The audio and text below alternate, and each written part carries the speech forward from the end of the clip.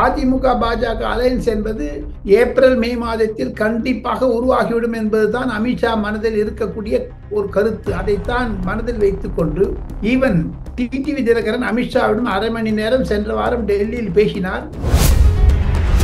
திராவிட முன்னேற்ற கழகத்தை பற்றி பிரதமர் நரேந்திர மோடி அவர்கள் பாஜக தலைமை செயலகத்தில் பேசியிருக்கிறார். காரணம், ராகுல் காந்திக்கு சுய லாபம் மரியாதை கிடையாது. திமுகவுடைய அந்த பிரிவினைவாதத்தை தான் ராகுல் காந்தி தன் கையில் எடுத்துக்கொண்டு பேசியிருக்கிறார் என்று திமுகவை பெயரிட்டே கூறியிருக்கிறார். அது ஏன் தமிழக ஊடகங்களும் சரி, செய்தியாளர்களும் சரி, டெபாசிட் போன அப்புறம் காங்கிரஸ் யாரும் மதிக்கிறது இல்லை என்பதுதான் தெரிகிறது. ஜாதிக்கல்வி சொல்வது காரணம் என்ன என்று கேட்டால், 67 டெபாசிட் போட்டுனா அரசியல் ரீதியாக தலைவர்களுக்கெல்லாம் காங்கிரஸை என்று தூக்கி அணைத்து விடுவார்கள், தூக்கி அடித்து விடுவார்கள். அதுதான் ஜாஃபர் அலி தெரிவிப்பது. அரவிந்த் கெஜ்ரிவால், ராகுல் காந்தியும் சோனியா காந்தியும் நீங்கள்லாம் பெயிலில் இருக்கீங்க நேஷனல் ஹெரால்ட் கேஸ்ல என்று சுப்பிரமணிய சுவாமி கொடுத்த வழக்கில் இருவரும் கைது செய்யப்பட போய் ஜாமீன்ல இருக்காங்கன்னு கிண்ட பண்ணாங்க. ஆக மொத்தம் பாஜக வெற்றிக்கு டெல்லியில் காங்கிரஸ் உறுதுணையாக இருந்தது என்று தான் அரவிந்த் கெஜ்ரிவால் குற்றம் சாட்டுகிறார். திமுகவிற்கு எதிராக இருக்கக்கூடிய தமிழக மக்களுடைய எண்ணிக்கை வாக்குகள் மூலமாக 2026 திமுகவை படுதோல்வி அடைக்கவையும் எப்படி காங்கிரஸ் 67 இடங்களில் டெபாசிட் போச்சோ டெல்லியில், அதே மாதிரி வரக்கூடிய நாட்களில் திமுகவிற்கும் அந்த ஒரு அபாய மணி, எச்சரிக்கை காரி மணியாகத்தான் இருக்கிறது. சிவா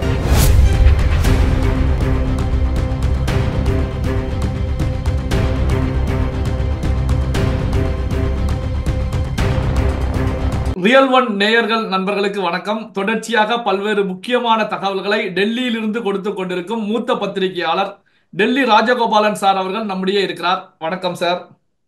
நமஸ்காரம். சார், இப்போ தமிழ்நாட்டில் பாஜக பொறுத்த வரைக்கும் ஒரு வலுவான ஒரு அலைன்ஸை உருவாக்கணும் அப்படிங்கிற நிலையில செயல்பாடுகள் இருக்குமா? இப்போ அதிமுக பாஜக கூட்டணி அமைந்தால்தான் திமுகவை வீழ்த்த முடியும் அப்படிங்கிற ஒரு நிலை உருவாகுமா சார்? உருவாகும், கண்டிப்பாக. அதிமுக பாஜக அலையன்ஸ் என்பது ஏப்ரல் மே மாதத்தில் கண்டிப்பாக உருவாகிவிடும் என்பதுதான் அமித்ஷா மனதில் இருக்கக்கூடிய ஒரு கருத்து. அதைத்தான் மனதில் வைத்துக் கொண்டு ஈவன் டிடிவி தினகரன் அமித்ஷாவிடம் அரை மணி நேரம் சென்ற வாரம் டெல்லியில் பேசினார்.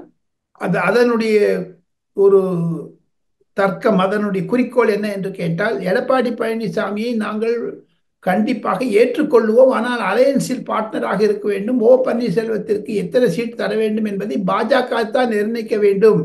எங்களுக்கு இவ்வளவு சீட் கொடுத்துருங்கன்ட்டு ஒரு 50 சீட் 60 சீட்டு எடப்பாடி பழனிசாமிகிட்ட வாங்கிட்டு பாஜக கோட்டாலேருந்து ஓ பன்னீர்செல்வத்துக்கும் டிடி தினகரன் கொடுக்கலாமா என்ற பல ஃபார்முலா ஒர்க் அவுட் பண்ணிட்டு இருக்காங்க. அதற்கான திரைமறைவு சம்பவங்கள் பல நடந்து கொண்டிருக்கின்றன. கூடிய விரைவில் ஏப்ரல் மாதம் கண்டிப்பாக இது முடிந்துவிடும். போதாத குறைக்கு நான் ஒன்று சொல்லுகிறேன். நேற்று திராவிட முன்னேற்ற கழகத்தை பற்றி பிரதமர் நரேந்திர மோடி அவர்கள் பாஜக தலைமை செயலகத்தில் பேசியிருக்கிறார். காரணம், ராகுல் காந்திக்கு சுய லாபம் மரியாதை கிடையாது. திமுகவுடைய அந்த பிரிவினைவாதத்தை தான் ராகுல் காந்தி தன் கையில் எடுத்துக்கொண்டு பேசியிருக்கிறார் என்று திமுகவை பெயரிட்டே கூறியிருக்கிறார். அது ஏன் தமிழக ஊடகங்களும் சரி, செய்தியாளர்களும் சரி புறக்கணித்ததோ என்று தெரியவில்லை. அது திமுகவிற்கு எதிராக பேசியதன் மூலமாக நரேந்திர மோடியுடைய கவனம், அமித்ஷாவுடைய கவனம் மு.க. ஸ்டாலின் மீது தான் இருக்கும் என்று நான் திட்டவட்டமாக சொல்ல முடியும். சிவா, அந்த பேச்சை நீங்க இந்த நம்ம ஒன்றை ரியல் ஒன் வாய்ஸ் நேயர்களுக்கு போட்டு காண்பிக்க வேண்டும். Siva, okay sir. சார், இப்போ டெல்லி தேர்தல் முடிவுகள் வெளியான உடனேயே கேரளாவில் இந்திய முஸ்லீம் லீக் கட்சியுடைய தலைவர் சாதிக் அலி ஒரு கருத்துக்களை முன் வச்சிருக்காங்க. அதாவது, இந்த இந்திய முஸ்லீம் லீக்கை பொறுத்த வரைக்கும் காங்கிரஸ் அலையன்ஸ்ல இருக்காங்க. ஆனா சாதிக் அலி என்ன தெரிவிச்சிருக்காங்கன்னா, இனிமேல் காங்கிரஸ் கட்சி எங்களுடைய தலைமையின் கீழ் அலையன்ஸ்ல இருக்கணும் அப்படிங்கிற கருத்துக்களை முன் வச்சிருக்காங்க. இதை எப்படி சார் பாக்குறீங்க? டெபாசிட் போன அப்புறம் காங்கிரஸ் யாரும் மதிக்கிறது இல்லை என்பதுதான் தெரிகிறது. ஜாதிக்கல்வி சொல்வது காரணம் என்ன என்று கேட்டால், 67 டெபாசிட் போட்டுனா அரசியல் ரீதியாக தலைவர்களுக்கெல்லாம் காங்கிரஸை என்று தூக்கி அணைத்து விடுவார்கள், தூக்கி அடித்து விடுவார்கள். அதுதான் நம்ம ஜாஃபர் அலி தெரிவிப்பது.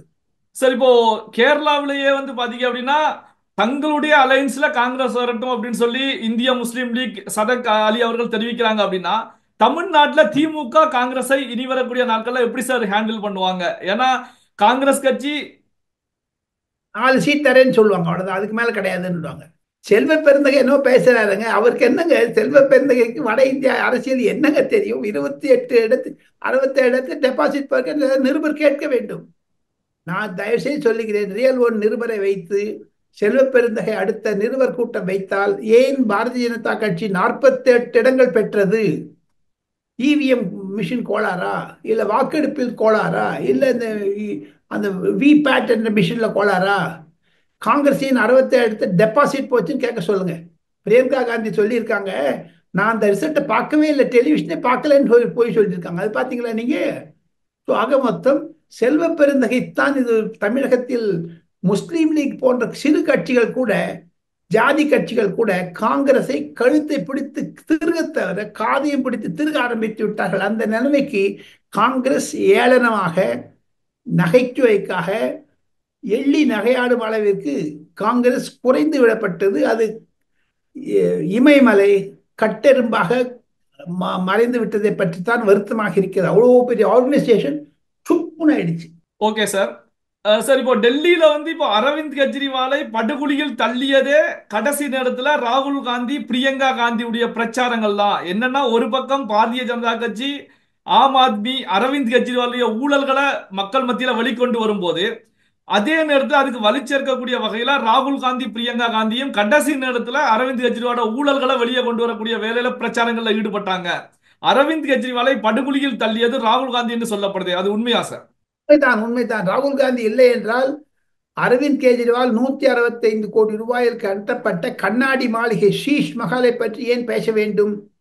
அதையும் தவிர அரவிந்த் கெஜ்ரிவால், ராகுல் காந்தியும் சோனியா காந்தியும் நீங்கள்லாம் பெயிலில் இருக்கீங்க நேஷனல் ஹெரால்ட் கேஸ்ல என்று சுப்பிரமணிய சுவாமி கொடுத்த வழக்கில் இருவரும் கைது செய்யப்பட வேண்டிய நேரத்தில் ஜாமீன்ல இருக்காங்கன்னு கிண்ட பண்ணாங்க. ஆக மொத்தம் பாஜக வெற்றிக்கு டெல்லியில் காங்கிரஸ் உறுதுணையாக இருந்தது என்று தான் அரவிந்த் கெஜ்ரிவால் குற்றம் சாட்டுகிறார்.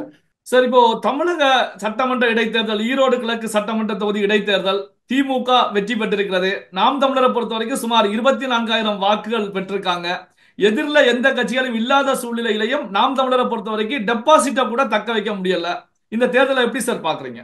வழக்கமாக பொது தேர்தல் என்றால், இடைத்தேர்தல் என்றால் ஆளுங்கட்சிக்கு சாதகமாகத்தான் இருக்கும். அனைத்து அதிகார பலங்களையும் போலீஸ் பலங்களையும் ஒன்று வைத்து பார்த்துதான் செய்வார்கள். ஆக மொத்தம் ஈரோடு தேர்தல் என்பது 8 மாதத்திற்கான ஒரு எம்எல்ஏக்காக 500 கோடி செலவித்திருக்கிறார்கள். அனாவசியம் என்று தான் அதிமுகவும் பாஜகவும் நினைத்தது. சீமான் அவர்கள் பெரியார் பிரச்சனையை அதிகமாக்கிவிட்டு ராமசாமி நாயக்கரை தரைக்குறைவாக பேசியதுதான் கடினமாக இருக்கிறது. இருப்பினும் வரக்கூடிய நாட்களில் ஈரோடு தேர்தல் தமிழகத்தில் திருப்பு முனையாக இருக்காது. ஆனால் திருப்பரங்குன்றம் தான் திருப்பு முனையாக இருக்கும் என்பதுதான் டெல்லியில் இருக்கக்கூடிய கருத்து. சீமான் அவர்கள் குறைந்த வாக்கு தான், 25,000 வாக்கு வாங்கியிருக்காங்களே, சும்மா இல்லைங்களா? அது டெபாசிட் போட்டதை கூட 1/4. அது ஒன்றும் கடினமான இல்லையே. 26,000 பேர் திமுகவுக்கு எதிராக இருப்பது தான் விளைக்கிறது. அது அதில் அதிமுக ஓட்டு இருக்கலாம், பாஜக ஓட்டு இருக்கலாம், காங்கிரஸ் ஓட்டா கூட இருக்கலாம். இல்ல, இரட்டிப்புக்கு செய்திருக்கிறார். போன வாட்டி 12,000 ஓட்டு தான் வாங்கினார் சீமா. இந்த வாட்டி 26,000 ஓட்டு எப்படி வாங்கியிருக்காரு? அதையெல்லாம் சிந்தனை செய்ய வேண்டாமா? திமுகவிற்கு எதிராக இருக்கக்கூடிய தமிழக மக்களுடைய எண்ணிக்கை வாக்குகள் மூலமாக 2026 திமுகவை படுதோல்வி அடைக்கவையும். எப்படி காங்கிரஸ் 67 இடங்களில் டெபாசிட் போச்சோ டெல்லியில், அதே மாதிரி வரக்கூடிய நாட்களில் திமுகவிற்கும் அந்த ஒரு அபாய மணி, எச்சரிக்கை காரி மணியாகத்தான் இருக்கிறது. சிவா சார், இப்போ பிரச்சார டைம்ல திமுக சர்க்கிள் இருந்தே சொல்லப்பட்டது என்ன அப்படின்னா, சோசியல் மீடியாக்கள்ல கூட வைரலா வந்துட்டு இருந்துச்சு. இந்த தேர்தல் முடிவுகள் வந்த பிறகு இந்த பெரியார் குறித்து கடுமையான விமர்சனங்களை முன்வைத்த சீமான் அவர்கள் கைது செய்யப்படுவாங்க அப்படிங்கிற செய்திகள் சோசியல் மீடியாக்கள்ல வந்துகிட்டே இருந்துச்சு. இப்ப தேர்தல் முடிவுகள் வெளியாகி விட்டது. கைது செய்யப்படுவதற்கான வாய்ப்புகள் உங்களுடைய பார்வையில தெரிகிறதா சார்? வித்தியாசமாகத்தான் இருக்கிறது. இல்லை என்றால் திராவிட முன்னேற்ற கழகத்திற்கு மீது வீரமணி போன்றவர்கள் எதிராளியாக ஆகிவிடுவார்கள். பேனாவை மெரினா கடற்கரையில் கருணாநிதியினுடைய பேனாவை வைக்கக்கூடாது சிலை என்று சொன்னக்கூடிய சீமானை அப்பொழுது கைது செய்ய தவறிய திமுக அரசு இப்பொழுது கைது செய்தால் அது 2026 பாதிக்கும். தங்களுக்கு ஒரு அரிச்சலுக்கு ஒரு நிம்மதியாக சீமானை கைது செய்தால் அடக்கி விடலாம் என்று நினைத்தாலும், சீமானுடைய கருத்துக்கு இளைஞர்களிடையே பல பல ஒரு இயக்கங்கள் வர ஆரம்பித்து விட்டதுதான் அறிகுறியாக இருக்கிறது. இந்த திராவிட கொள்கையில இருக்கக்கூடிய பல தலைவர்கள், திருமுருகன் காந்தி கூட நேத்து ஒரு கருத்துக்களை முன் வச்சாங்க. என்ன அப்படின்னா, நாம் தமிழர் சீமான் அவர்கள் பாஜகவோடு சென்று விடக்கூடாது, அப்படி சென்றாங்க அப்படின்னா தமிழகத்துல தமிழர்கள் சீமானை புறக்கணிப்பார்கள் அப்படிங்கிற கருத்துக்களை முன் வச்சிருக்காங்க. இதை எப்படி சார் பாக்குறீங்க? சீமான் பேசுவது யதார்த்தத்தை தான் பேசுகிறார். முருகன் தன்னுடைய பெயரில் முருகனே வைத்துக்கொண்டு பாஜகவை எடுத்தார். முருகன் அப்படி செய்தால் அது முருகனுக்குத்தான் ஆபத்தாக முடியும். எது இருப்பினும் தமிழகத்தில் திராவிடம் மங்க ஆரம்பித்து விட்டது. யார்தான் தூக்கி கொண்டு வைத்தாலும் திராவிடம் இனி டொப்பு கீழே விழுந்துடும், இந்துத்துவா வளரும். அது திருப்பரங்குன்றத்திலிருந்து திருப்பு முனையாகத்தான் நான் பார்க்கிறேன் சிவா. சார், எப்பவுமே நம்முடைய வாசகர்களுக்கு இறுதியில ஒரு அப்டேட் கொடுப்பீங்க, அது மிக முக்கியமான அப்டேட்டா இருக்கும். இந்த பதிவுல நீங்க கொடுக்கக்கூடிய அப்டேட் என்ன சார்? எனக்கு பிரதமர் செயலகத்தில் இன்னும் ஒரு மாதத்திற்குள் அனைத்து 8 கோடி தமிழர்களுக்கும் பிரதமர் கடிதம் எழுத இருக்கிறார். எப்படி நாங்கள் டெல்லியில் வெற்றி பெற்றோம், மகாராஷ்டிராவில் வெற்றி பெற்றோம், ஹரியானாவில் வெற்றி பெற்றோம், தாங்கள் தமிழகத்தில் பாஜகவிற்கு இடம் கொடுக்க வேண்டும் என்று ஒரு பர்சனல் கடிதம் ஒன்று எழுதுவதை முனைந்திருக்கிறார். அது தமிழிலே இருக்கும். தமிழில் கையெழுத்து போட்டிருக்கிறார்.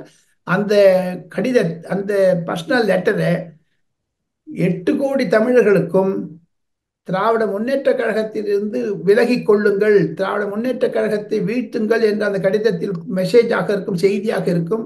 அந்த கடிதம் ஆகஸ்ட் மாதம் அனைத்து தமிழர்களுக்கும் கிடைக்கக்கூடிய அளவிற்கு பத்திரிகைகள் விளம்பரம், தனிப்பட்ட முறையில் வாக்காளர் சீட்டிலிருந்து பெயரை எடுத்துக்கொண்டு அதற்கு அனுப்புவது போன்ற முயற்சிகளை தமிழக பாஜக ஆரம்பித்துவிடும் என்று தான் சொல்லுகிறார்கள் டெல்லியில். அதுதான் சிறப்பு செய்தி சிவா. பல்வேறு முக்கியமான தகவல்களை நம்முடைய வாசகருடன் பகிர்ந்து கொண்டதற்கு நன்றி சார். தேங்க்யூ. நமஸ்தே.